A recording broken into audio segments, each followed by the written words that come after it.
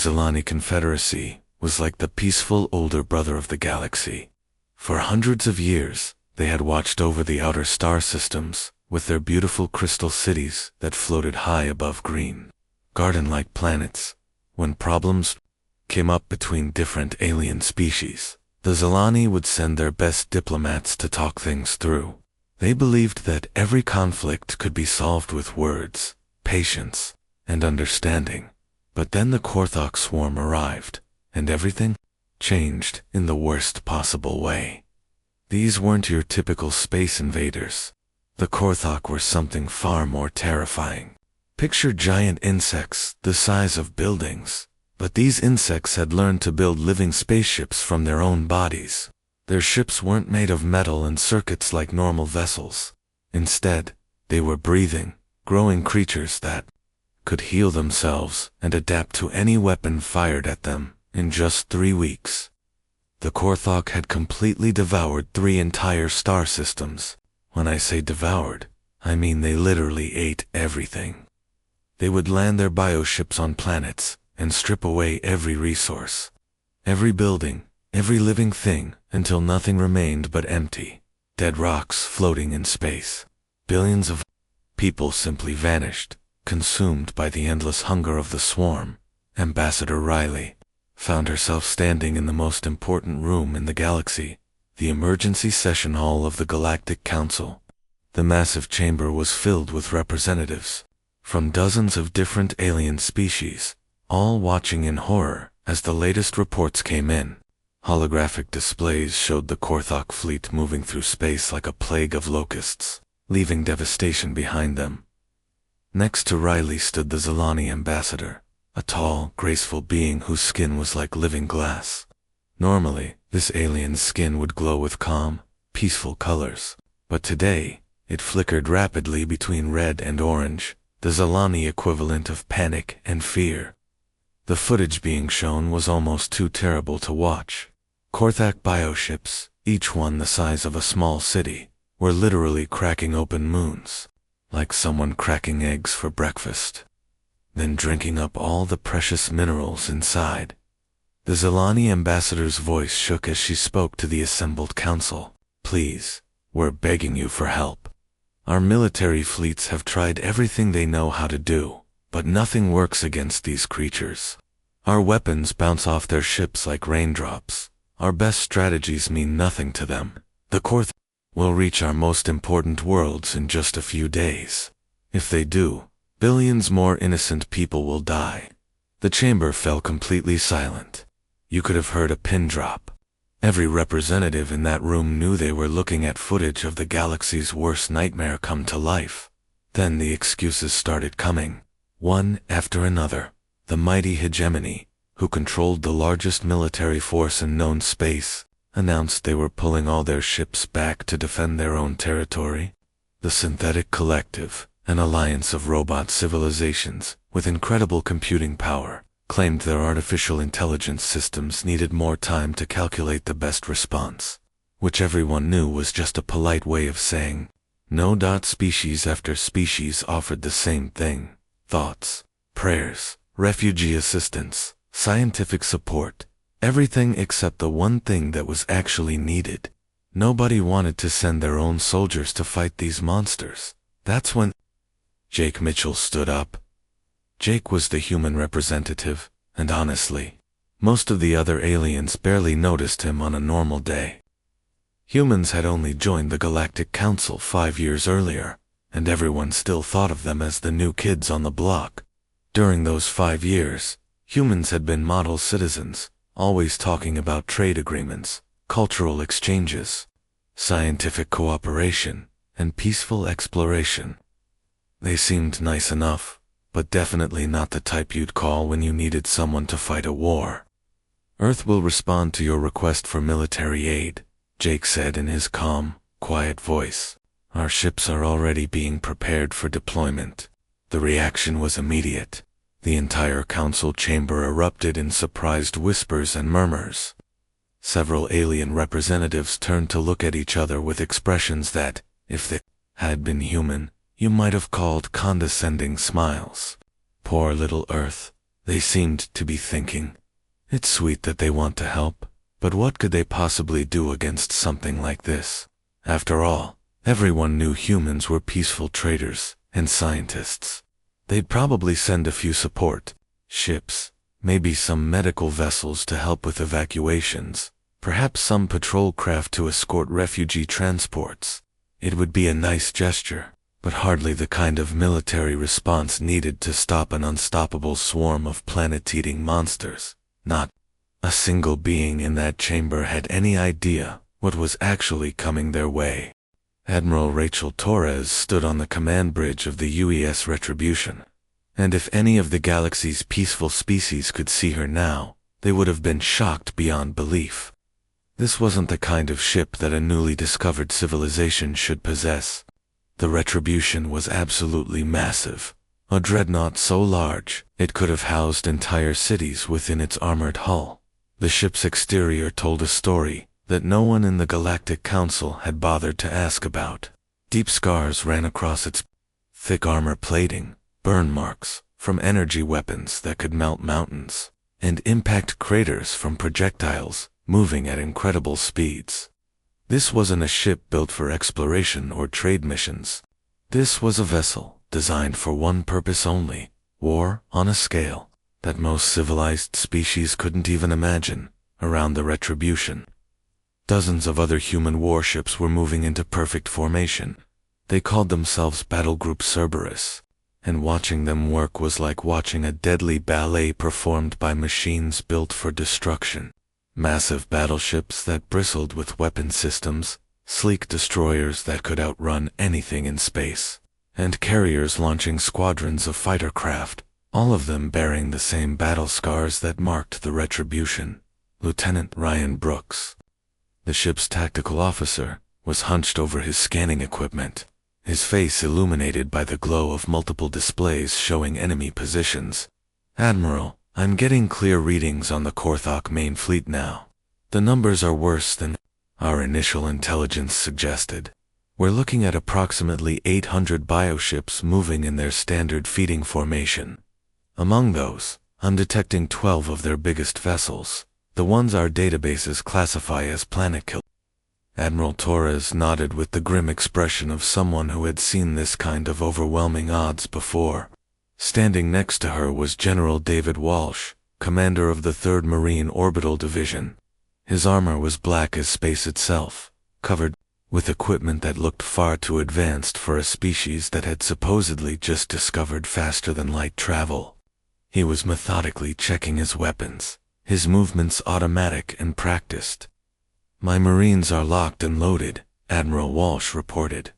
"We've had our best xenobiology teams studying everything we could gather about Korthok physiology. Turns out these monsters have 3 critical weak points that every other military force in this galaxy completely missed. My boys know exactly where to hit them."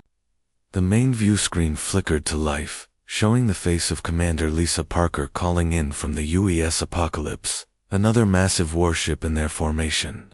"Admiral Torres, our stealth reconnaissance frigates have completed their deep scan missions. The Korthok are maintaining their typical swarm attack patterns. They're moving in the same predictable formations they've used to crush every other species they've encountered. Intelligence suggests they're not expecting any real military resistance. They think this is going to be another easy feeding run." Admiral Torres allowed herself a cold smile that would have sent chills down the spine of anyone who saw it. "Then today is going to be a very educational experience for them," she said. She turned to her communications officer, a young woman, whose fingers were already dancing across her control panel. "Send an immediate message to the Zalani Fleet Command. Tell them to pull all their remaining ships back to minimum safe distance from the combat zone. What we're about to unleash is going to get extremely messy, and I don't want any friendly casualties from the fallout." All around the bridge, the human crew began their final pre-battle preparations. Every movement was precise, efficient, and spoke of countless hours of training and real combat experience. These weren't scientists or diplomats pretending to be soldiers. These were professional warriors who had clearly done this kind of thing many times before. The weapons officer ran through final system checks on armaments that had names like stellar plasma cannons and quantum torpedo arrays. The defense coordinator activated shield systems that could withstand the energy output of small stars. The flight operations team prepared to launch fighter squadrons, equipped with enough firepower to level continents, what none of the galaxy's peaceful species had bothered to ask during humanity's integration into the Galactic Council was a simple question. Where exactly had these humans learned to build such incredible weapons of war? How had a supposedly peaceful species developed military technology that surpassed anything the galaxy had ever seen? And why did their crews handle these devastating tools with the casual expertise of people who had been using them for a very long time? The answer to those questions was about to become terrifyingly clear. The galaxy was about to discover that Earth's diplomats, scientists, and traders hadn't been lying about wanting peace, but they had been very careful about not mentioning what humanity was willing to do to anyone who threatened that peace. The Quathak swarm had made the mistake of thinking they were about to feast on another helpless civilization. Instead, they were about to meet the one species in the galaxy that had spent centuries preparing for exactly this kind of fight. Deep within the largest bioship of the Quathak swarm, something that could barely be called a mind in any sense, that other species would understand, was processing the approach of the human fleet. The queen mind was less like a brain, and more like a living computer made of flesh, bone, and neural tissue that had been growing and evolving for thousands of years. Through millions of compound eyes scattered across her swarm, she could see everything that was happening in the space around her. What she saw amused her greatly. Another group of what she mentally classified as soft shells was approaching her fleet. The biosignatures her organic sensors were picking up showed typical carbon-based life forms, the same kind of weak, fragile creatures that had been providing such pathetically easy meals throughout this galaxy. Through the eyes of her scout drones, she examined their ships with something resembling contempt. These vessels were so primitive, it was almost insulting. They were built from crude metals and basic alloys, lacking any of the elegant organic curves and living architecture that marked truly advanced civilizations. They had no self-healing capabilities, no adaptive armor, no biological weapon systems. They were just dead chunks of metal floating through space, probably held together with whatever basic technology. These creatures had managed to stumble upon the Queen Mind's vast memory banks, contained the absorbed knowledge of every species her swarm had ever consumed. She had devoured the proud Vrex warriors, a species that had dominated 3 star systems with their advanced combat techniques and honor-based military culture. She had absorbed the Silicon Collective's incredible war machines, artificial intelligences that could calculate battle strategies in microseconds and build new weapons faster than most species could think. Her swarm had even digested the automated fortress defenses of the Kepler defense grid, military installations that had taken centuries to build and were supposed to be completely impregnable. All of them had fallen before her endless hunger. All of them had added their knowledge, their technology, and their biological distinctiveness to her ever-growing hive. These new soft shells would do the same, and then her feast would continue to the next system, and the next, until the entire galaxy had been consumed. Admiral Rachel, Torres's voice suddenly cut through space on every communication frequency the Quathak could detect. "This is Admiral Torres of the United Earth Navy. You have violated the sovereign space of multiple civilizations and committed acts of genocide against sentient species. You will cease your advance immediately and withdraw from this system, or we will be forced to stop you." The Queen Mind's reaction was what passed for laughter among her species, a rippling wave of bioelectric amusement that spread through her neural network to every drone and bioship in the swarm. She had heard such demands countless times before. Every species tried to negotiate, to threaten, to bargain for their lives when they first encountered her swarm. It never mattered. Words were just noise. Only strength mattered, and these clearly had none. Her response was swift and devastating.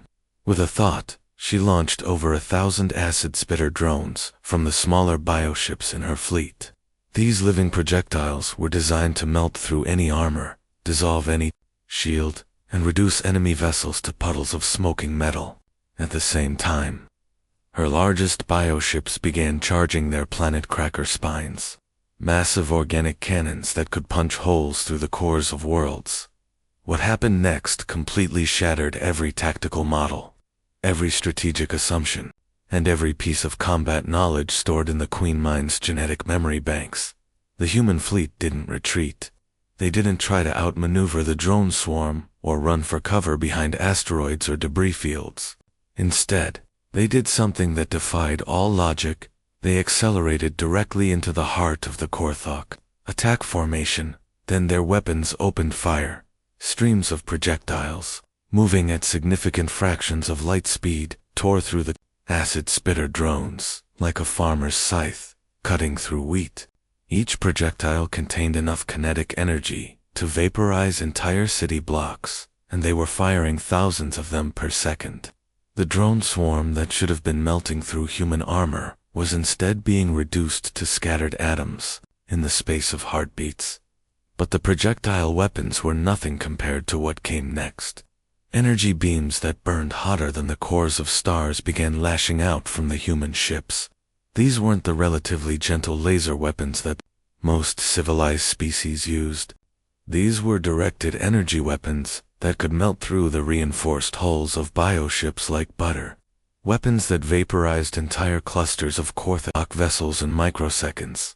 The Queen Mind's shock turned to genuine alarm as dozens of her bioships simply ceased to exist, their biological mass scattered as glowing plasma across the void. But her real terror began when the human marines deployed. Drop pods launched from the human fleet struck her bioships with enough kinetic force to shatter the organic armor plating like glass. From each pod emerged figures in powered armor that moved through her ship creatures' corridors like living nightmares. They seemed to know exactly where to strike to cause maximum damage, hitting nerve clusters that would paralyze entire sections of bioship, targeting organ systems that would shut down life support, and using weapons that appeared to be specifically designed to counter every biological adaptation. Her species had developed over millions of years of evolution. As the neural connections to dozens of her bioships went dark, the Queen Mind realized with growing horror that she had made a catastrophic mistake. These weren't random soft shells who had stumbled into her path. These were predators, and they had clearly been hunting creatures like her for a very, very long time. Ambassador Riley stood completely motionless in the Zalani command center, her eyes locked on the holographic displays that were showing something that should have been absolutely impossible. The massive screens around her were filled with footage of the battle, and what she was witnessing defied every law of warfare that the galaxy had established over thousands of years. The Korthak swarm, the same unstoppable force of nature that had devoured entire star systems in mere weeks, was being systematically torn apart by a human fleet that was roughly 1/10 their size. It wasn't even close to being a fair fight. But not in the way anyone had expected. Fleet Commander Korath, a veteran military officer who had served in the Zalani Navy for over 50 years, was standing next to her with his mouth hanging open, in shock. His scaled hands were trembling as he tried to adjust the sensor readings, as if he couldn't believe what his own equipment was telling him. How in the name of all the ancient gods are they doing this? Korath whispered, his voice barely audible above the hum of the command center's computers. Look at the size comparison data. Most of their ships are smaller than our standard frigates, but they're cutting through Korthok bioarmor like it's made of tissue paper, instead of the strongest organic material known to science. Riley forced herself to focus on one particular battle that was playing out on the main view screen. Captain Nathan Hayes of the human dreadnought Thunderstrike was single-handedly engaging 3 of the Korthok's most feared weapons, the Planet Killers. These were bioships, so massive and destructive that just one of them could crack open a world's crust and drain all the valuable resources from its core. The three planet killers were hammering Hayes's ship with their primary weapons, massive acid cannons that fired streams of corrosive compounds hot enough to melt through mountain ranges. Riley watched in amazement as these devastating attacks struck the human vessel's hull, only to see the deadly acids simply slide off the armor plating like water rolling off a duck's back. It was as if the human ship had been specifically designed to handle exactly this type of attack. Hayes's response was immediate and overwhelming. His ship's weapon arrays came to life with a display of destructive power that made Riley's eyes water just to look at. Beams of energy that burned brighter than the stars themselves lanced out from the human dreadnought, and where they touched the Korthok bioship's entire sections simply ceased to exist, vaporized into glowing clouds of superheated plasma. Riley's hands were shaking as she activated the communication system. "Get me a direct channel to the human admiral," she commanded her communications officer. "I need to speak with their fleet commander immediately."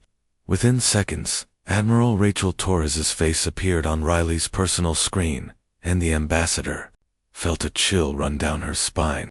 This wasn't the face of a peaceful explorer or a diplomatic scientist. Torres was a woman whose features had been carved by years of combat experience, with scars across her cheek and jaw that spoke of battles fought at close quarters. But it was her eyes that truly unsettled Riley. They held depths of knowledge and experience that made even the most ancient Zelani philosophers seem like naive children.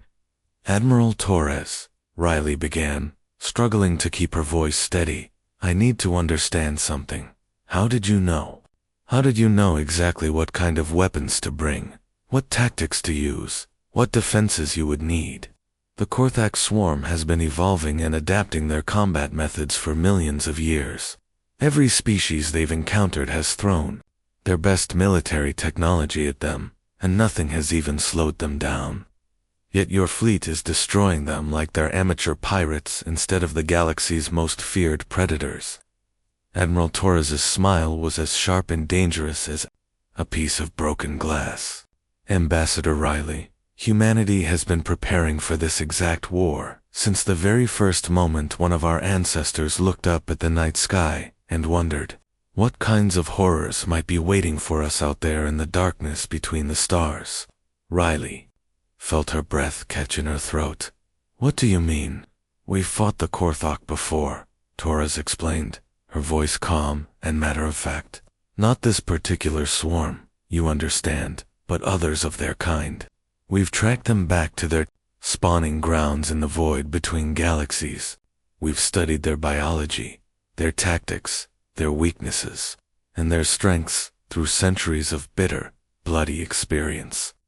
Every weapon system on these ships, every piece of armor plating, every tactical doctrine we're using, all of it, was developed specifically to counter Korthok swarm tactics. But," Riley stammered, "but when your people joined the Galactic Council, you told us you were explorers, peaceful traders, scientists seeking knowledge and cultural exchange." "We are all of those things," Torres replied without missing a beat. "We genuinely are explorers, traders, and scientists. We came to your council hoping to find a peaceful civilization where we could finally lay down our weapons and focus on the better aspects of what humanity can be. We sent our very best diplomats and our most peaceful representatives because we desperately hoped we would never need to show you our soldiers." She paused, and her expression grew darker. "Unfortunately, it seems the universe had other plans for us." On the screens around Riley, she could see the final stages of the battle playing out.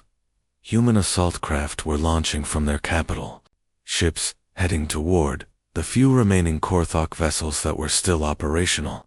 The bioships were trying to flee now, but human interceptors were hunting them down with ruthless efficiency. As Riley watched this display of overwhelming military superiority, a terrifying realization began to dawn on her. For millions of years, The galaxy's various civilizations had wondered why none of the universe's predators had ever discovered and attacked Earth. They had assumed it was just luck.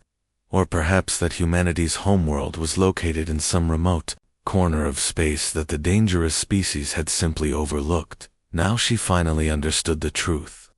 The galaxy's predators had never found Earth, because Earth's predators had found them first.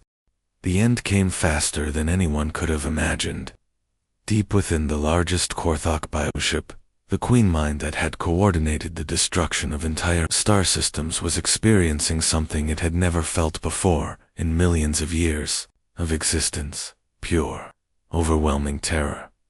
Human Marines had somehow penetrated the most heavily defended sections of her consciousness chamber, moving through her ship's organic corridors like they had detailed blueprints of every nerve pathway and defensive system. These weren't random soldiers stumbling around in the dark. They knew exactly where they were going and exactly what they needed to do. The Queen Mind tried desperately to coordinate her remaining defenses, but it was useless. The humans had brought weapons specifically designed to disrupt her bioneural networks. When the Marines finally reached her core consciousness chamber and activated their quantum charges, her death scream echoed across multiple dimensions, a psychic shriek of agony and disbelief that every psychically sensitive species in 3 star systems could feel. The moment the Queen Mind died, the entire Korthok swarm simply fell apart. Without her controlling intelligence directing their every move, the massive bioships began drifting helplessly through space like abandoned derelicts. Their organic systems, bred to depend completely on the hive mind's guidance, started shutting down one by one. Within hours, what had once been the galaxy's most feared invasion force was nothing more than floating biological debris. What happened next amazed the watching galaxy representatives even more than the battle itself. Human recovery teams deployed with mechanical efficiency that spoke of years of practice. They knew exactly how to safely harvest useful Korthok technology without contaminating their own systems. They understood precisely which biomes were dangerous and needed to be destroyed, and which could be safely studied. Most importantly, they had detailed procedures for purging the biological contamination that Korthok invasions always left behind unaffected worlds. Ambassador Riley, still struggling to process everything she had witnessed, managed to ask the question that was on everyone's mind. Admiral Torres, what were your casualty numbers for this engagement? Admiral Rachel Torres checked her reports with the casual manner of someone reviewing a routine training exercise. 17 wounded personnel, no fatalities, she replied. Matter of those are actually pretty standard loss figures for a Korthok engagement of this size. My medical teams are already treating the wounded, and they'll all be back to full duty within a few days. Riley felt her legs go weak. The Korthok swarm had been completely annihilated in less than 48 hours, and the humans had suffered fewer casualties than a typical Zalani training accident. The emergency session of the Galactic Council that convened 3 days later had a completely different atmosphere than the desperate plea for help that had started this whole crisis. Council leader Zarian, an ancient crystalline being whose species had been guiding galactic diplomacy for over 10,000 years, looked at the human delegation with something approaching religious awe. Representative Mitchell Zarian said, his harmonic voice resonating through the chamber's crystal acoustics, I believe it is time for humanity to provide the Council with a more complete and accurate account of your species' true capabilities and historical activities. Jake Mitchell, the same quiet human representative who had calmly offered Earth's help just days earlier, stood and activated a holographic display that filled the entire chamber. The 3-dimensional map showed their local galaxy, but instead of the peaceful trade routes and diplomatic boundaries that usually appeared on such displays, this map was covered with hundreds of red warning markers scattered throughout space. Each of these markers represents a different type of cosmic threat that humanity has encountered and eliminated over the past 4 centuries. Mitchell explained in the same calm, conversational tone he had always used in council meetings. Korthok incursions like the one you just witnessed. Void spawn invasions that try to drag entire solar systems into dark dimensions. Reality eater manifestations that literally consume the fabric of space-time itself. We've cataloged and fought 47 different species of what you might call cosmic horrors. Things that slip through the cracks between dimensions and try to devour everything they encounter. The chamber fell into absolute silence. Several representatives looked like they were having trouble breathing. For the past 400 years, Mitchell continued, humanity has essentially served as the galaxy's unofficial We've been cleaning up the nightmares that slip between realities, hunting down the predators that feed on civilized worlds, and eliminating the threats that most species don't even know exist. We just never saw any need to advertise these activities. He paused, letting that information sink in before continuing. We came to your council seeking trade agreements and cultural exchanges because, frankly, we were tired of being soldiers. Our entire civilization has been shaped by endless warfare against things that want to devour reality itself.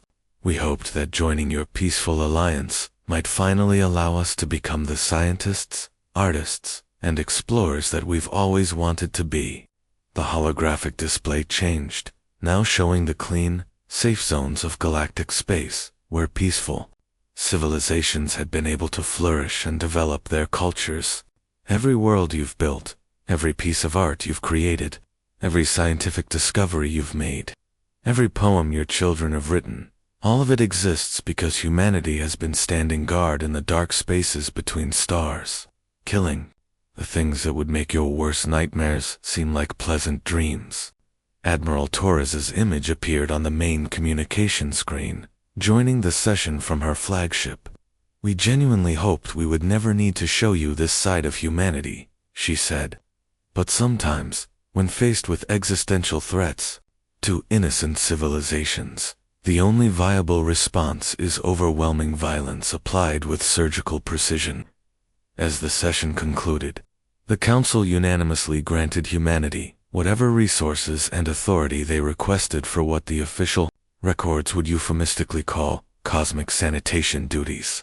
But it was Jake Mitchell's final observation that would reshape how every species in the galaxy understood their place in the universe.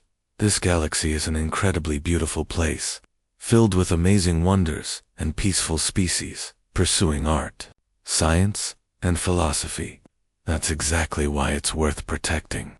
You create the light that makes existence meaningful. We'll just keep fighting the darkness that tries to snuff it out. The galaxy finally learned the truth that day. Earth hadn't sent help when the crisis began.